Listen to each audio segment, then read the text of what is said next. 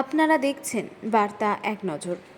3 দিন ধরে মৃত যুবকের চিকিৎসা করার অভিযোগ উঠল মালদার কালিয়াচক থানার এক বেসরকারি নার্সিংহোমে। অনলাইনে জেলা স্বাস্থ্য দপ্তর অভিযোগ পরেই বেসরকারি নার্সিংহোমে এমন কাণ্ডের পর্দা ফাঁস হলো। এমন ঘটনার পর চাঞ্চল্য ছড়িয়েছে মালদা জেলা জুড়ে। 24 বছরের যুবক সাকিরুল ইসলাম গলব্লাডারে পাথরের চিকিৎসা করতে মালদা জেলার কালিয়াচক থানা সুজাপুরে 12 নং জাতীয় সড়কের ধারে এক ঝা চকচকে বেসরকারি নার্সিংহোমে ভর্তি হন। শুক্রবার সে ভর্তি হন। ওই নার্সিংহোমের কর্তব্যরত চিকিৎসক মাইক্রো সার্জারির মাধ্যমে গলব্লাডারে অপারেশন করার পরামর্শ দেন। সেই পরামর্শে মানিকচক কলেজের 2য় বর্ষের ছাত্র সাকিরুল শনিবার অস্ত্রোপচারে রাজি হন। শনিবার সন্ধ্যায় অস্ত্রোপচারও হয়, কিন্তু অপারেশন টেবিলেই তার মৃত্যু হয় বলে অভিযোগ পরিবারের সদস্যদের। তবুও নার্সিংহোম কর্তৃপক্ষ বিষয়টি লুকিয়ে রেখে পরিবারের সদস্যদের জানান অপারেশনের পর সাকিরুল অচৈতন্য রয়েছেন, আইসিইউতে রাখা হয়েছে। এরপর আর পরিবারের সদস্যদের সাকিরুলের সাথে দেখা করতে দেওয়া হয়নি। এমনকি চিকিৎসকও পরিবারের সদস্যদের জানান সাকিরুল সুস্থ আছে। 3 দিন কেটে গেলেও নার্সিংহোম কর্তৃপক্ষ সাকিরুলের সাথে পরিবারের কোনো যোগাযোগ করতে দেওয়া হয়নি। এমন অবস্থায় সাকিরুলের পরিবারের সদস্যদের সন্দেহ হয়। অনলাইনে জেলা স্বাস্থ্য দপ্তরে অভিযোগ জানান। এরপরই জেলা স্বাস্থ্য দপ্তরের কর্তারা নার্সিংহোমে তদন্তের জন্য যান। সেখানে গিয়ে স্বাস্থ্য দপ্তরের প্রতিনিধিরা জানতে পারেন যে সাকিরুলের মৃত্যু হয়েছে। তারপর পুরো বিষয়টি কালিয়াচক থানাতে অভিযোগ করে পরিবারের সদস্যরা। শুরু হয়েছে তদন্ত। সাকিরুলের মৃতদেহ পুলিশ উদ্ধার করে আজ মালদা মেডিকেল কলেজ হাসপাতালে ময়না তদন্তের জন্য পাঠায়। বিষয়টি নিয়ে নার্সিংহোম কর্তৃপক্ষ কোনো মন্তব্য করতে অস্বীকার করে। অভিযোগ শুরু থেকে বলবো নাকি?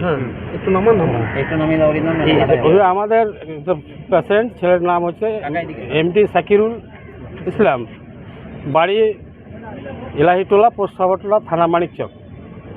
গোলব্লাডারে পাথর ছিল, পাথরের অপারেশন করার জন্য মাধ্যমে ওই সুজাপুর রয়্যাল নার্সিংহোমে অ্যাডমিশন হয়েছিল শুক্রবার অ্যাডমিশন ছিল। শনিবার তার অপারেশন হয়েছে। অপারেশন হওয়ার সময় সে এতে অপারেশন টেবিলে মারা গেছে। এর কারণ হচ্ছে যে আমাদের গার্জেনদের কাছ থেকে ওই মাইক্রো সার্জারি করার জন্য পারমিশনটা নিয়েছিল। তারপরে যে কেটে অপারেশনটা করেছে সেই পারমিশনটা নার্সিংহোম কর্তৃপক্ষ আমাদের কাছ থেকে নেয়নি। তারপরে অপারেশন টেবিলেই সেটা মারা যায়।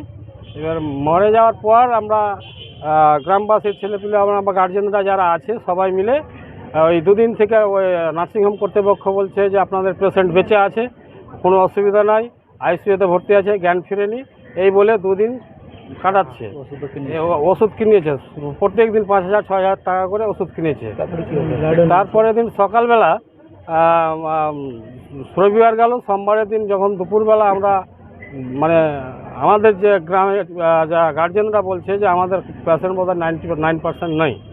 তো আমরা ওই মানে তকিতে আমরা ওই স্বাস্থ্য দপ্তরে আমরা অনলাইন মাধ্যমে একটা ক্লেম করলাম।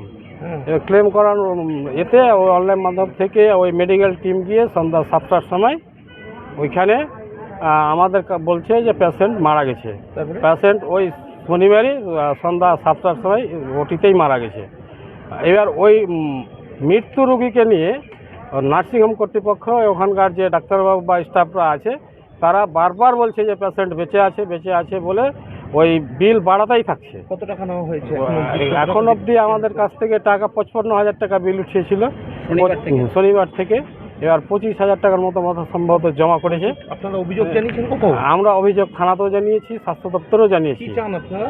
আমরা ওই নার্সিংহোম কর্তৃপক্ষ শাস্তি চাই, বেআইনিভাবে আর প্রশাসনিকভাবে ওর আমরা শাস্তি চাইছি। আপনার নাম? স্বাস্থ্যের টিম না গেলে এইভাবে চলতো না? স্বাস্থ্য টিম না গেলে আমরা বুঝতেই পারতাম না যে আমাদের আছে। আমি একজন মাস্টার মানুষ, আমি 3 বার গিয়েছি ওখানে, আমাদেরকেও বলেছে যে নাই মনে হয়। আমার নাম এমডি নূর নবী। গোল ব্লাডে পাথর হয়েছিল।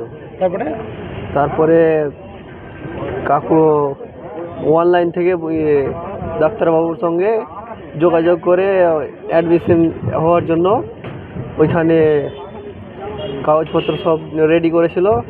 তারপরে ওইখানে শুক্রবারে গিয়েছিল, ওইখানে শুক্রবারে অ্যাডমিশন হয়েছে। তারপরে শনিবারের দিন অপারেশন হয়েছে।